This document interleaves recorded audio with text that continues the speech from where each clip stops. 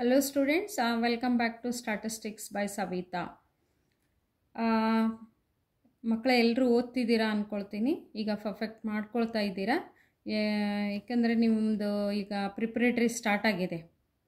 ಪ್ರಿಪ್ರೇಟ್ರಿಗೆ ನೀವು ಮಾಡಿದರೆ ಪರ್ಫೆಕ್ಟಾಗಿ ಮಾಡ್ಕೊಂಡಿದ್ರೆ ಮುಗಿಸ್ಬಿಡಿ. ಓದದೇ ಇದ್ದವರು ಕೂಡ ಇನ್ನೂ 2 ತಿಂಗಳಿದೆ, ನಿಮಗೆ ಟೈಮ್ ಇದೆ. ನೀವು ಸರಿಯಾಗಿ ಒಂದೊಂದೇ ಚಾಪ್ಟರ್ನ ಮಾಡಿಕೊಂಡ್ರೂ ಕೂಡ ಇವಾಗೂ ನೀವು ಸ್ಕೋರ್ ಮಾಡ್ಬೋದು. ನನ್ನ ಪ್ರಕಾರ ಇನ್ನೂ ನೀವು ಸ್ಟಡಿ ಸ್ಟಾರ್ಟ್ ಮಾಡಿಬಿಟ್ಟು ಸ್ಕೋರ್ ಮಾಡ್ಬೋದು. ನಾನಿಲ್ಲಿ ವಿಡಿಯೋಸನ್ನು ಅಪ್ಲೋಡ್ ಮಾಡ್ತೀನಿ, ಎಲ್ಲ ವಿಡಿಯೋಸನ್ನು ಅಪ್ಲೋಡ್ ಮಾಡ್ತೀನಿ. ಆ ವಿಡಿಯೋಸನ್ನು ನೀವು ಒಂದೊಂದೇ ಅದನ್ನು ನೋಡ್ಕೊಂಡ್ಬಿಟ್ಟು ಸರಿಯಾಗಿ ಮಾಡ್ಕೊಂಡು ಹೋದರೆ, ನನ್ನ ಪ್ರೀವಿಯಸ್ ವಿಡಿಯೋದಲ್ಲೂ ಕೂಡ ಬರೀ ವಿಡಿಯೋಸ್ ನೋಡಿಬಿಟ್ಟು ಸ್ಕೋರ್ ಮಾಡಿದವರಿದ್ದಾರೆ, 80-90 ಸ್ಕೋರ್ ಮಾಡಿದವರಿದ್ದಾರೆ. ಅದರ ಪ್ರಕಾರ ನೀವು ಮಾಡ್ಕೊಳ್ಬೋದು. ಬಟ್ ಎಕ್ಸಾಮ್ ಓರಿಯೆಂಟೆಡೇ ನಾನು ಇಲ್ಲಿ ಮಾಡ್ತಿದ್ದೀನಿ ಕ್ವಶನ್ಸನ್ನು. ಈಗ ಪ್ರೀವಿಯಸ್ ಒಂದು ವಿಡಿಯೋದಲ್ಲಿ ನಾನು ಯಾವ್ಯಾವುದು ಎಷ್ಟೆಷ್ಟು ಮಾರ್ಕ್ಸು ಬರ್ಬೋದು ಅಂತ ಬ್ಲೂ ಪ್ರಿಂಟನ್ನು ಅಪ್ಲೋಡ್ ಮಾಡಿದ್ದೆ. ನೀವೆಲ್ಲರೂ ನೋಡ್ಕೊಂಡಿದ್ದೀರ ಅಂದ್ಕೊಳ್ತೀನಿ ನಾನು. ಬಟ್ ಚಾನಲ್ನ ಸಬ್ಸ್ಕ್ರೈಬ್ ಮಾಡಿಕೊಡ್ರಿ, ಒಂದು ಲೈಕ್ ಕೊಡಿ, ನನಗದೊಂದು ಮೋಟಿವೇಟ್ ಆಗುತ್ತೆ. ಸಬ್ಸ್ಕ್ರೈಬ್ ಮಾಡ್ಕೊಳ್ಳೋ ಬೆಲ್ ಐಕಾನ್ ಮಾಡಿದರೆ, ನೀವು ಪ್ರೆಸ್ ಮಾಡಿದರೆ ಅಲ್ಲಿ ನೋಟಿಫಿಕೇಷನ್ ಬರುತ್ತೆ ನಿಮಗೆ. ಎಕ್ಸಾಮ್ ಟೈಮಲ್ಲೂ ಕೂಡ ನಾನು ಕ್ಲಾಸಸ್ಸನ್ನು ತೊಗೊಳ್ತೀನಿ ನಿಮಗೆ. ಅಂದರೆ ಲೈವ್ ಕ್ಲಾಸು ಕಂಡಕ್ಟ್ ಮಾಡ್ತೀನಿ ನಾನು ಅನ್ಸುತ್ತೆ. ಯಾಕಂದರೆ ನನಗೆ ಇಮಿಡಿಯೇಟ್ ನಿಮ್ಮ ಕಮೆಂಟ್ ಗೊತ್ತಾಗುತ್ತಲ್ಲೇ. ಯಾಕಂದ್ರೆ ನಾನು ಇವಾಗ ನೀವು ಕಮೆಂಟ್ ಹಾಕಿರ್ತೀರ, ನನಗೆ ಒಂದೊಂದು ಸತಿ ಟೈಮ್ ಸಿಗಲ್ಲ. ನನ್ನ ಕಾಲೇಜು ಫುಲ್ ಡೇ ಇರೋದ್ರಿಂದ ಟೈಮ್ ಸಿಗೋದಿಲ್ಲ. ಅದನ್ನು ನೋಡಿಬಿಟ್ಟು ನಾನು ಕಮೆಂಟ್ ಆಮೇಲೆ ನಾನು ರಿಪ್ಲೈ ಮಾಡಿರ್ತೀನಿ. ಒಂದು ಸತಿ ಮಾಡಿಲ್ಲ ಅಂತಂದರೂ ಕೂಡ ನಾನು ನೋಡಿ ಮಾಡ್ತೀನಿ ಅದನ್ನು. ಈಗ ಲೈವ್ ಕ್ಲಾಸಲ್ಲಿ ಆದರೆ ನಿಮ್ಮ ಕಮೆಂಟ್ಸ್ ನನಗೆ ಹಾಗೆ ಗೊತ್ತಾಗುತ್ತೆ ಏನೇನು ನಿಮ್ಗೆ ಡಿಫಿಕಲ್ಟೀಸ್ ಇದೆ ಅಂತ ಹೇಳಿಬಿಟ್ಟು. ಅದಕ್ಕೆ ನಾನು ಅಂದ್ಕೊಳ್ತಾ ಇದ್ದೀನಿ, ಸ್ಯಾಟರ್ಡೆ ಅಥವಾ ಸಂಡೇ 1 hour ನಿಮಗೆ ಲೈವ್ ಕ್ಲಾಸ್ ತೊಗೊಳ್ಳೋಣ ಅಂತ ಅಂದ್ಕೊಳ್ತಿದ್ದೀನಿ. ಲೈವ್ ಕ್ಲಾಸ್ ತೊಗೊಳ್ಳೋಣ ಅಂದ್ಕೊಳ್ತಾ ಇದ್ದೀನಿ. ನಾನು ನಿಮ್ಗೆ ಆ ಟೈಮಿಂಗನ್ನು ನಾನು ತಿಳಿಸ್ತೀನಿ ನಿಮಗೆ. ಹೀಗಾಗಿ ನೀವು ಒಂದು ಬೆಲ್ ಐಕಾನ್ ಪ್ರೆಸ್ ಮಾಡ್ಕೊಳ್ಳಿ, ನಿಮ್ಗೆ ನೋಟಿಫಿಕೇಷನ್ ಬರುತ್ತದು ನಾನು ಯಾವಾಗ ತೊಗೊಳ್ತಾ ಇದ್ದೀನಿ ಅಂತ. ನಾನು ನಿಮಗೆ ಕಮೆಂಟಲ್ಲಿ ಹಾಕಿಬಿಟ್ಟು ನಾನು ಒಂದು ಕ್ಲಾಸ್ ತೊಗೊಳ್ತೀನಂತೆ. ಈಗ ಈ ವಿಡಿಯೋದಲ್ಲಿ ನಾನು ಏನು ಡಿಸ್ಕಸ್ ಮಾಡಲಿಕ್ಕೆ ಬಂದಿದ್ದೀನಿ ಅಂತಂದರೆ, second PU model question paper 4 question ಪೇಪರ್ನ ಟೀಮ್ ಸ್ಟ್ಯಾಟಿಸ್ಟಿಕ್ಸಲ್ಲಿ, ಅಂದರೆ ನಮ್ಮದು ಟೀಮ್ ಇದೆ ಸ್ಟ್ಯಾಟಿಸ್ಟಿಕ್ಸದ್ದು, ಅಲ್ಲಿ ಸೀನಿಯರ್ ಮೋಸ್ಟ್ ಲೆಕ್ಚರರ್ಸ್ ಎಲ್ಲ ಒಂದು ಮಾಡೆಲ್ ಕ್ವಶನ್ ಪೇಪರ್ನ ಪ್ರಿಪೇರ್ ಮಾಡಿಬಿಟ್ಟು ಈಗ 4 ಕ್ವಶನ್ ಪೇಪರ್ಸನ್ನು ಕಳಿಸಿದ್ದಾರೆ. ಇಲ್ಲಿ 4 ಕ್ವಶನ್ ಪೇಪರಲ್ಲಿ ನಾನು ಒಂದು ಎನಲೈಸ್ ಮಾಡಿಕೊಂಡೆ. ಇಲ್ಲಿ ಯಾವ್ಯಾವುದು ಬರ್ಬೋದು, ಏನು ಬರ್ಬೋದು, ಯಾವ್ದು ಮಾಡಿದರೆ ಮಕ್ಕಳಿಗೆ ಈಸಿ ಆಗುತ್ತೆ ಅಂತ ಹೇಳಿಬಿಟ್ಟು. ಈಗ ಎಲ್ಲ ಚಾಪ್ಟರ್ ಮಾಡಿಕೊಂಡು ಓದ್ಕೊಂಡು ಮತ್ತು ನಿಮ್ಗೆ ಕನ್ಫ್ಯೂಷನ್ ಆಗಿಬಿಟ್ಟು ಏನು ಬರೀದೇ ಇರೋ ಥರ ಆಗಬಾರ್ದು. ಕನ್ಫ್ಯೂಷನ್ ಆಗಿ ಮತ್ತೆ ಮಾರ್ಕ್ಸ್ ನೀವು ಕಳ್ಕೊಳ್ಬಾರ್ದು ಅಂತ. ಯಾವುದು ಒಂದು ಮಾಡಿದರೂ ಕೂಡ ಅದನ್ನು ಪರ್ಫೆಕ್ಟ್ ಮಾಡಬೇಕು. ಅದೇ ಬರುತ್ತೆ ಅಂತ ನಾನು ಇಲ್ಲಿ ನಿಮ್ಗೆ ಒಂದಿಷ್ಟು ಕ್ವಶನ್ಸನ್ನು ನಾನು ಇಲ್ಲಿ ಹೇಳ್ತೀನಿ. ನಾನು ಒಂದಿಷ್ಟು ಕ್ವಶನ್ಸನ್ನು ನೀವು ಮಾಡಿಕೊಂಡ್ರೆ ಬೆಟ್ರು ಅಂತ ನಾನು ಇಲ್ಲಿ ನಿಮ್ಗೆ ಇನ್ಸ್ಟ್ರಕ್ಷನ್ ಕೊಡ್ತಾ ಇರ್ತೀನಿ. ಅದ್ರ ಪ್ರಕಾರ ನೀವು ಮಾಡಿದರೆ ಸಾಕು, ನಿಮಗೆ ಅಂದರೆ ಸ್ಕೋರ್ ಮಾಡಲಿಕ್ಕೆ ಈಸಿ ಆಗುತ್ತದು. ಓಕೆ, ನಾನಿಲ್ಲಿ 1 mark 2 marks ನಾನು ಆಮೇಲೆ ಅಪ್ಲೋಡ್ ಮಾಡ್ತೀನಂತೆ ಥಿಯರಿ ಕ್ವಶನ್ಸನ್ನು. ಯಾಕೆಂದರೆ ಎಷ್ಟೋ ಮಕ್ಕಳು ಈಗ ಎಲ್ಲನೂ ಕನ್ಸಿಡರ್ ಮಾಡಬೇಕಾಗುತ್ತೆ. ಇಲ್ಲಿ ಒಂದು ಬಿಲೋ ಎವರೇಜ್ ಎಲ್ಲ ಸ್ಟೂಡೆಂಟ್ಸನ್ನು. ಬಟ್ ಇಲ್ಲಿ ಒಂದಿಷ್ಟು ಅಂದರೆ ನಾನೀಗ ಫಸ್ಟ್ ನಿಮಗೆ ಬರೀ ಸ್ಕೋರ್ ಮಾಡೋರಿಗೆ ಹೇಳ್ತಾ ಇದ್ದೀನಿ. ಈಗ ಅಂದರೆ ನೀವು ಫಸ್ಟ್ C ಸೆಕ್ಷನಲ್ಲಿ ಯಾವುದನ್ನು ಮಾಡಿಬಿಟ್ರೆ ಅಂದರೆ ಪ್ರಾಕ್ಟಿಕಲ್ ಪಾರ್ಟನ್ನು ಕವರ್ ಮಾಡಿಬಿಡ್ತೀನಿ ಈಗ ಈ ವಿಡಿಯೋದಲ್ಲಿ. ಓಕೆ, ಈಗ ಆನ್ಸರ್ ಸೆಕ್ಷನ್ Cಯಲ್ಲಿ answer any 4 of the following question. Answer any 4 of the following question ಅಂದಾಗ ಯಾವ್ಯಾವುದು 4ಅನ್ನು ನೀವು ಮಾಡ್ಕೋಬಹುದು ಅಂತ. ಓಕೆ, ಇದು ನಿಮ್ಮ ಮೇಲೆ ಡಿಪೆಂಡ್ ಆಗುತ್ತೆ, ಯಾವ ಚಾಪ್ಟರನ್ನು ನೀವು ಪರ್ಫೆಕ್ಟ್ ಇದ್ದೀರಾ ಅಂತ. ಇಟ್ ಈಸ್ ಇಂಡಿವಿಜುವಲ್ ಮೇಲೆ ಹೋಗುತ್ತೆ ನಿಮಗೆ. ಒಬ್ಬರು ಥೆರಾಟಿಕಲ್ ಡಿಸ್ಟ್ರಿಬ್ಯೂಷನ್ ಇರ್ಬೋದು, ಒಬ್ಬರು ಸ್ಟ್ಯಾಟಿಸ್ಟಿಕಲ್ ಇನ್ಫರೆನ್ಸ್ ಇರ್ಬೋದು, ಒಬ್ಬರು ಇಂಡೆಕ್ಸ್ ನಂಬರು ಅದು ಇರ್ಬೋದು. ಬಟ್ ನಾನು ಇಲ್ಲಿ ಯಾವುದು ನಾನು ಹೇಳ್ತಾ ಹೋಗ್ತೀನಿ, ನಿಮ್ಮ ಪ್ರಕಾರ ನೀವು ಯಾವುದು ಪರ್ಫೆಕ್ಟ್ ಆಗಿದ್ದೀರಲ್ಲ ಅದನ್ನೇ ಮಾಡಿಕೊಂಡ್ರೆ ಬೆಟರ್ ಅನಿಸುತ್ತೆ. ಓಕೆ ಸ್ಟೂಡೆಂಟ್ಸ್, ಇಲ್ಲಿ ಫಸ್ಟ್ ಒನ್ ಸೆಕ್ಷನ್ Cಯಲ್ಲಿ answer any 4 of the following question. First question ಬಂದುಬಿಟ್ಟು ಇಂಡೆಕ್ಸ್ ನಂಬರ್ ಬರುತ್ತೆ. ಇಲ್ಲಿ ಇಂಡೆಕ್ಸ್ ನಂಬರಲ್ಲಿ ಯಾವ್ಯಾವುದು ಕ್ವಶನ್ ನಿಮ್ಗಲ್ಲಿ ಬರ್ಬೋದು. ಇಂಡೆಕ್ಸ್ ನಂಬರು ಇದು 4 ಕ್ವಶನ್ ಪೇಪರ್ ನಾನು ಅದನ್ನು ತೊಗೊಂಡಿದ್ದೀನಿ, ಕನ್ಸಿಡರ್ ಮಾಡಿದ್ದೀನಿ. ಮತ್ತು ಇನ್ನು ಮತ್ತು 5 ಮಾರ್ಕ್ಸಿಂದ ಯಾವುದು ಕ್ವಶನ್ ಇದೆ ಅಂತ ನಾನು ಇಲ್ಲಿ ನೋಡ್ತೀನಿ. ಇಲ್ಲಿ ನಿಮ್ಗೆ ಒಂದು ಅನಲೈಸ್ ಪ್ರಕಾರ ಹೇಳ್ತೀನಿ ನೋಡಿ ನಿಮಗಿಲ್ಲಿ. ಈಗ ಫಸ್ಟ್ ಸೆಕ್ಷನ್ ಸಿ ಅಲ್ಲಿ ಈಗ 30 ಇಲ್ಲಿ ಕ್ವಶನ್ ನಂಬರ್ ಬಂದುಬಿಟ್ಟು 29th ಕ್ವಶನಿಂದ ಸ್ಟಾರ್ಟ್ ಆಗುತ್ತಲ್ಲಿ. ಬಟ್ ನಾನು ಇಲ್ಲಿ 1 2 3 ಅಂತಲೇ ಹಾಕ್ಕೊಂಡು ಹೋಗ್ತೀನಿ.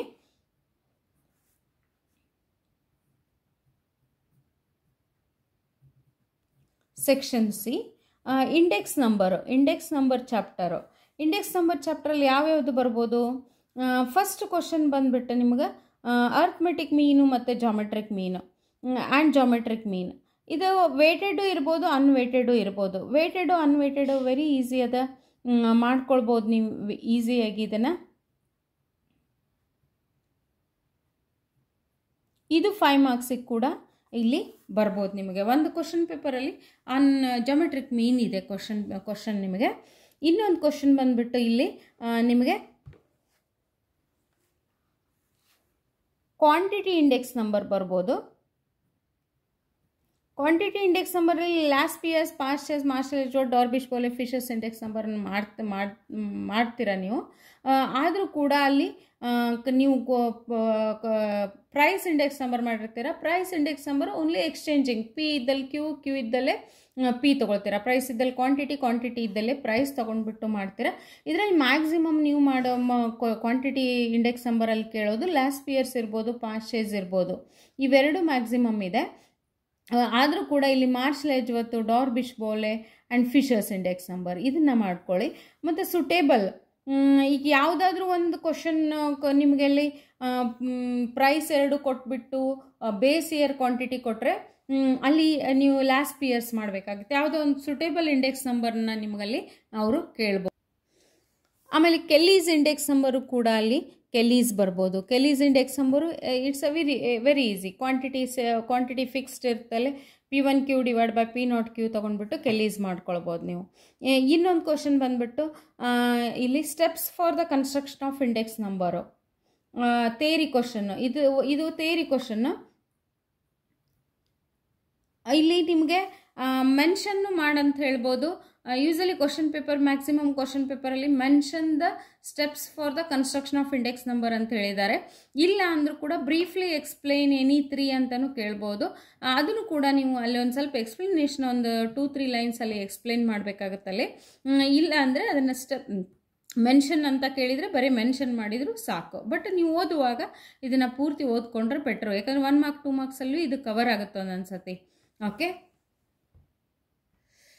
ಇನ್ನೊಂದು very important, that is a CPI question. CPI ಕ್ವಶನಲ್ಲಿ 2 question, ಒಂದು ಎಗ್ರಿಗೇಟಿವ್ ಎಕ್ಸ್ಪೆಂಡಿಚರ್ ಮೆಥಡು ಮತ್ತು ಫ್ಯಾಮಿಲಿ ಬಜೆಟ್ ಮೆಥಡು. ಇಷ್ಟು ಕ್ವಶನ್ಸನ್ನು ನೀವು 5 ಮಾರ್ಕ್ಸಲ್ಲಿ ಮಾಡಿಕೊಂಡ್ರೆ 5 ಮಾರ್ಕ್ಸಲ್ಲಿ ಇದರಲ್ಲಿ ಯಾವುದಾದ್ರೂ ಒಂದು ಕ್ವಶನ್ ನಿಮಗೆ ಅಲ್ಲಿ ಬರ್ಬೋದು. ಯಾವುದಾದ್ರೂ ಒಂದು ಕ್ವಶನ್ ನಿಮಗಲ್ಲಿ ಅಟೆಂಪ್ಟ್ ಮಾಡ್ಬೋದು, ನೀವು ಅಟೆಂಪ್ಟ್ ಮಾಡ್ಬೋದು ಇಂಡೆಕ್ಸ್ ನಂಬರ್ ಮಾಡಿದರೆ. ಸೆಕೆಂಡ್ ಕ್ವಶನ್ ಬಂದುಬಿಟ್ಟು ಇಲ್ಲಿ ನಿಮಗೆ ಇಂಟರ್ಪೊಲೇಷನ್ ಮತ್ತು ಎಕ್ಸ್ಟ್ರಾಪೊಲೇಷನ್ ಕ್ವಶನ್. ಇಂಟರ್ಪೊಲೇಷನ್ ಮತ್ತು ಎಕ್ಸ್ಟ್ರಾಪೊಲೇಷನಲ್ಲಿ ಕ್ವಶನ್ನಲ್ಲಿ ನಿಮಗೆ ಬೈನಾಮಿಯಲ್ ಎಕ್ಸ್ಪಾನ್ಷನ್ನು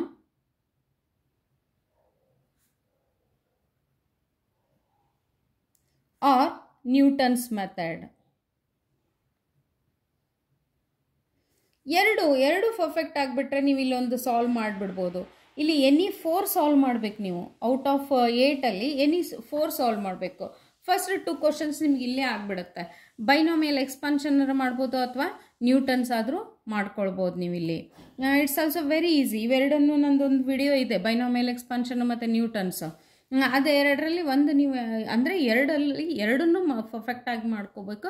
ಯಾವುದು ಬರುತ್ತೋ ಅಲ್ಲಿ ಎಕ್ಸಾಮಲ್ಲಿ ಗೊತ್ತಿಲ್ಲ, ಅದಕ್ಕೆ ನೀವು 2 ಪರ್ಫೆಕ್ಟ್ ಆಗಿಬಿಟ್ರೆ ಯಾವುದಾದ್ರೂ ಒಂದು ಬಂದಿದ್ದನ್ನು ಸಾಲ್ವ್ ಮಾಡ್ಕೊಳ್ಬೋದು. ಥರ್ಡ್ ಕ್ವಶನ್ನು ಬೈನಾಮಿಯಲ್ ಡಿಸ್ಟ್ರಿಬ್ಯೂಷನ್ ಇರ್ಬೋದು, ಆರ್ ಪೋಸಾನ್ ಡಿಸ್ಟ್ರಿಬ್ಯೂಷನ್ ಇರ್ಬೋದು. ಓಕೆ, ಅಥವಾ ಪೋಸಾನ್ ಡಿಸ್ಟ್ರಿಬ್ಯೂಷನ್ ಮತ್ತು HGD ಹೈಪರ್ ಜಾಮೆಟ್ರಿಕ್ ಡಿಸ್ಟ್ರಿಬ್ಯೂಷನ್ ಇರ್ಬೋದು. Or otherwise one more thing that is a binomial distribution and hypergeometric distribution ಇರ್ಬೋದು. ಇಲ್ಲಿ HGD ಹೈಪರ್ ಜಾಮೆಟ್ರಿಕ್ ಡಿಸ್ಟ್ರಿಬ್ಯೂಷನ್. ಇದರಲ್ಲಿ ಒಂದು binomial distribution ಕೊಡ್ತಾರೆ. ಫೋರ್ತ್ ಕ್ವಶನ್ ನಿಮಗೆ ಇದರಲ್ಲಿ binomial distribution, Poisson distribution, hypergeometric ಇರ್ಬೋದು. ಇಲ್ಲಿ ಬೈನಾಮಿಯಲ್ ಮತ್ತು ಒಂದು ಬೈನಾಮಿಯಲ್ ಒಂದು ಪೋಸಾನು. ಇಲ್ಲಿ ಕೂಡ ನಿಮ್ಗೆ ಯಾವುದಾದ್ರೂ ಇಲ್ಲಿ ಈ ಆಪ್ಷನಲ್ಲಿ ಥರ್ಡ್ ಮತ್ತು ಫೋರ್ತ್ ಕ್ವಶನ್ನು ಸೇಮ್ ಆಗಿರುತ್ತೆ. ಇಲ್ಲಿ ಬೈನಾಮಿಯಲ್ ಬಂದರೆ ಇಲ್ಲಿ ಪೋಸಾನು, ಇಲ್ಲಿ ಪೋಸಾನ್ ಡಿಸ್ಟ್ರಿಬ್ಯೂಷನ್ ಬಂದರೆ ಇಲ್ಲಿ ಹೈಪರ್ ಜಾಮೆಟ್ರಿಕ್, ಇಲ್ಲ ಅಂದರೆ ಬೈನಾಮಿಯಲ್ ಡಿಸ್ಟ್ರಿಬ್ಯೂಷನ್ ಮತ್ತು ಹೈಪರ್ ಜಾಮೆಟ್ರಿಕ್ ಮೂರು ಕೂಡ ನೀವು ಇಲ್ಲಿ ಮಾಡ್ಕೊಂಡು ಬಿಡಬೇಕು. ಮೂರರಲ್ಲಿ ಇಲ್ಲಿ ಯಾವುದಾದ್ರೂ ಒಂದು ಥರ್ಡು ಮತ್ತು ಫೋರ್ತ್ ಕ್ವಶನ್ನು ನಿಮಗೆ ಅಲ್ಲಿ ಅಟೆಂಪ್ಟ್ ಮಾಡ್ತೀರಾ. ಓಕೆ, ಇಲ್ಲಿ 4 ಕ್ವಶನ್ ಇದೇ ಆಯಿತು. ನಿಮ್ಗೆ theoretical distribution, interpolation, extrapolation, index number ಮಾಡಿಬಿಟ್ರೆ 4 ಕ್ವಶನ್ನು ನೀವು ಪರ್ಫೆಕ್ಟಾಗಿ ಮಾಡಿದರೆ 4 ಕ್ವಶನನ್ನು ಮಾಡ್ಬೋದು. ಮತ್ತು ಫಿಫ್ತ್ ಕ್ವಶನ್ ಬಂದುಬಿಟ್ಟು ನಿಮಗೆ ಇಲ್ಲಿ ಸ್ಟ್ಯಾಟಿಸ್ಟಿಕಲ್ ಇನ್ಫರೆನ್ಸ್ ಕ್ವಶನ್ನು. ಸ್ಟ್ಯಾಟಿಸ್ಟಿಕಲ್ ಇನ್ಫರೆನ್ಸಲ್ಲಿ ಲಾರ್ಜ್ ಸ್ಯಾಂಪಲ್ ಟೆಸ್ಟು ಇರ್ಬೋದು ಅಥವಾ ಸ್ಮಾಲ್ ಸ್ಯಾಂಪಲ್ ಟೆಸ್ಟು ಇರ್ಬೋದು. ಇಲ್ಲಿ ಆರ್ ಸ್ಮಾಲ್ ಸ್ಯಾಂಪಲ್ ಟೆಸ್ಟ್ ಅಂದರೆ chi-square ಡಿಸ್ಟ್ರಿಬ್ಯೂಷನ್ ಮತ್ತು T ಡಿಸ್ಟ್ರಿಬ್ಯೂಷನಲ್ಲೂ ಒಂದು ಕ್ವಶನ್ ಇರ್ಬೋದು, ಅಥವಾ ಲಾರ್ಜ್ ಸ್ಯಾಂಪಲ್ ಟೆಸ್ಟಲ್ಲೂ ಕೂಡ ಒಂದು ಕ್ವಶನ್ನು ಅಲ್ಲಿ ಇರ್ಬೋದು.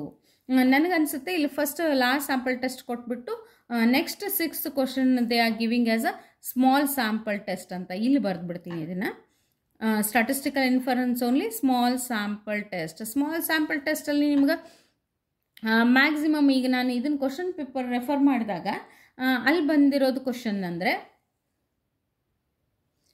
ಇಲ್ಲಿ ಪೇರ್ ಟಿ ಟೆಸ್ಟ್ ಇರ್ಬೋದು. ಯಾಕಂದರೆ ಮಾಡೆಲ್ ಕ್ವಶನ್ ಪೇಪರಲ್ಲಿ ಮ್ಯಾಕ್ಸಿಮಮ್ ಪೇರ್ ಟಿ ಟೆಸ್ಟನ್ನು ಕವರ್ ಮಾಡ್ಕೊಂಡಿದ್ದಾರೆ. ಅವ್ರ chi-squareದ್ದು ಅಟ್ರಿಬ್ಯೂಟ್ಸ್ ಇರ್ಬೋದು. ಅಟ್ರಿಬ್ಯೂಟ್ 2x2 ಕಾಂಟಿಜೆನ್ಸಿ ಟೇಬಲ್ದು ಅಟ್ರಿಬ್ಯೂಟ್ ಕ್ವಶನನ್ನು ಅಲ್ಲಿ ಮಾಡಿರ್ಬೋದು ಸ್ಟ್ಯಾಟಿಸ್ಟಿಕಲ್ ಇನ್ಫರೆನ್ಸಲ್ಲಿ small sample test. Large sample test ಅಂತೂ 4 ಇದೆ ನಿಮಗೆ. ಇಲ್ಲಿ ಮ್ಯಾಕ್ಸಿಮಮ್ ನಿಮ್ಗೆ ಅಲ್ಲಿ ಯಾವುದಾದ್ರೂ ಒಂದು ಬರ್ಬೋದು.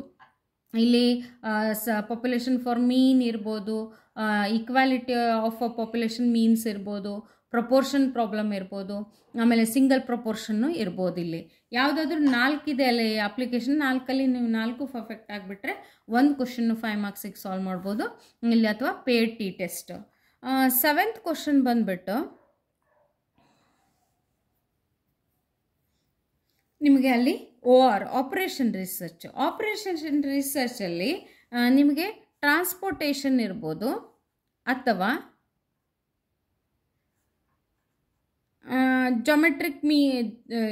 ಗೇಮ್ ಥಿಯರಿ ಇರ್ಬೋದು. ಟ್ರಾನ್ಸ್ಪೋರ್ಟೇಷನ್ ಅಥವಾ ಗೇಮ್ ಥಿಯರಿ ಇರ್ಬೋದು. ಇಲ್ಲಿ 8th ಕ್ವಶನಲ್ಲಿ OR ಓನ್ಲಿ. ಇದರಲ್ಲಿ ಈ ನಿಮ್ಗೆ POQ ಅಲ್ಲಿ LPP ಬರೋದ್ರಿಂದ ಇಲ್ಲಿ LPP ಬರಲ್ಲ, but replacement theory or inventory theory ಇರ್ಬೋದು. Replacement theory or inventory theory ಕ್ವಶನನ್ನು ಇಲ್ಲಿ ನೀವು ಸಾಲ್ವ್ ಮಾಡಬೇಕಾಗತ್ತೆ. ಇಲ್ಲಿ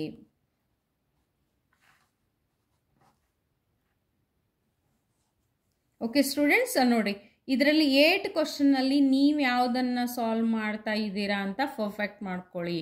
ಅಥವಾ ಸ್ಟ್ಯಾಟಿಸ್ಟಿಕಲ್ ಇನ್ಫರೆನ್ಸು ಮತ್ತು ನೀವು ಥೆರಾಟಿಕಲ್ ಡಿಸ್ಟ್ರಿಬ್ಯೂಷನ್ ಬಿಟ್ಟರೂ ಕೂಡ ಇಲ್ಲಿ first index number, second interpolation, ಎಕ್ಸ್ಟ್ರಾಪೊಲೇಷನ್ನು ಮತ್ತು ಆಪರೇಷನ್ ರಿಸರ್ಚ್ ಎರಡೂ ಪರ್ಫೆಕ್ಟ್ ಆಗಬೇಕಾಗತ್ತೆ. ಬಟ್ ಎಕ್ಸ್ಟ್ರಾ ನೀವು ಮಾಡೋದು ನನಗೊಂದು ಬೆಟರ್ ಅನ್ನಿಸುತ್ತೆ. ಈಗ ನಿಮ್ಗೆ ಇಲ್ಲಿ ಎಲ್ಲಿ ಎಕ್ಸ್ಟ್ರಾ ಮಾಡ್ಕೊಂಡ್ರಿ ಅಂತಂದರೆ, 1-2 ಕ್ವಶನ್ ಎಕ್ಸ್ಟ್ರಾ ಮಾಡ್ಕೊಂಡ್ರಿ ಅಂದರೆ ಇದ್ರೆ ಎಲ್ಲೋ ನಿಮ್ಮದು ಮಾರ್ಕ್ಸ್ ಎಲ್ಲೋ ಸಿಲ್ಲಿ ಮಿಸ್ಟೇಕಲ್ಲಿ ಅಥವಾ ಏನೋ ಒಂದು ಸ್ಮಾಲ್ ಮಿಸ್ಟೇಕ್ ಮಾಡಿ ನೀವು ಮಾರ್ಕ್ಸ್ ಕಳ್ಕೊಂಡ್ರು ಕೂಡ ಎಕ್ಸ್ಟ್ರಾ ಕ್ವಶನ್ ಇದ್ಬಿಟ್ರೆ ಆ ಕ್ವಶನನ್ನು ನಾವು ಕನ್ಸಿಡರ್ ಮಾಡ್ತೀವಿ. ಇಲ್ಲಿ ಇದು ನಿಮ್ಗೆ ಸೆಕ್ಷನ್ ಸಿ ಅಲ್ಲಿ ಬರೋ ಕ್ವಶನ್ಸು. ಸೆಕ್ಷನ್ ಸಿ ಅಲ್ಲಿ ನಾನು ಇದನ್ನು ಸಾಲ್ವ್ ಮಾಡಂತಂದರೆ ನೀವು ಕಮೆಂಟ್ ಮಾಡಿ ನನಗೆ ಯಾವುದನ್ನು ಇದರಲ್ಲಿ 4 ಸಾಲ್ವ್ ಮಾಡಬೇಕು ಅಂತ, ನಿಮಗೆ ಯಾವುದು 4 ಸಾಲ್ವ್ ಮಾಡಬೇಕು ಅಂತ, ಅದ್ರ ಪ್ರಕಾರ ನಾನು ಇದನ್ನೆಲ್ಲ ಸೆಕ್ಷನ್ ಸಿನ ಸಾಲ್ವ್ ಮಾಡ್ತೀನಂತೆ. ಓಕೆ ಮಕ್ಕಳ, ಇನ್ನೊಮ್ಮೆ ನೋಡ್ಕೊಳ್ಳಿ. ಇಂಡೆಕ್ಸ್ ನಂಬರು, ಇಂಟರ್ಪೊಲೇಷನ್, ಎಕ್ಸ್ಟ್ರಾಪೊಲೇಷನ್ನು, ಇಲ್ಲಿ ಥೆರಾಟಿಕಲ್ ಡಿಸ್ಟ್ರಿಬ್ಯೂಷನ್ನು, ಇಲ್ಲಿ ಕೂಡ 4th ಕ್ವಶನ್ ಥೆರಾಟಿಕಲ್ ಡಿಸ್ಟ್ರಿಬ್ಯೂಷನ್ನು. ಅಂದರೆ ಥೆರಾಟಿಕಲ್ ಡಿಸ್ಟ್ರಿಬ್ಯೂಷನ್ 2 ಕ್ವಶನ್ ಬರುತ್ತೆ. ಸ್ಟ್ಯಾಟಿಸ್ಟಿಕಲ್ ಇನ್ಫರೆನ್ಸು 2 ಕ್ವಶನ್ನು, ಮತ್ತು ಆಪರೇಷನ್ ರಿಸರ್ಚು 2 ಕ್ವಶನ್ನು. ನೀವು ಯಾವುದು ಮಾಡ್ಕೋಬೇಕು ಅಂತ ಪರ್ಫೆಕ್ಟಾಗಿ ಅದನ್ನು ಮಾಡ್ಕೊಂಡ್ಬಿಡಿ. ಓಕೆ ಓಕೆ ಸ್ಟೂಡೆಂಟ್ಸ್, ಕಮೆಂಟ್ ಮಾಡಬೇಕು ನೀವು ನನಗೆ ಯಾವುದು ಮಾಡಬೇಕು ಅಂತ ನೆಕ್ಸ್ಟ್ ವಿಡಿಯೋದಲ್ಲಿ. ಅದ್ರ ಪ್ರಕಾರ ನಾನು ನಿಮಗೆ ಸಾಲ್ವ್ ಮಾಡ್ತೀನಂತೆ. ಮ್ಯಾಕ್ಸಿಮಮ್ ನನಗೆ ಕಮೆಂಟ್ ಯಾವ್ದು ಬಂದಿರುತ್ತೆ ಅದನ್ನು ನಾನು ಸಾಲ್ವ್ ಮಾಡ್ತೀನಂತೆ. Okay, thank you for watching the video. Subscribe, like and comment the video.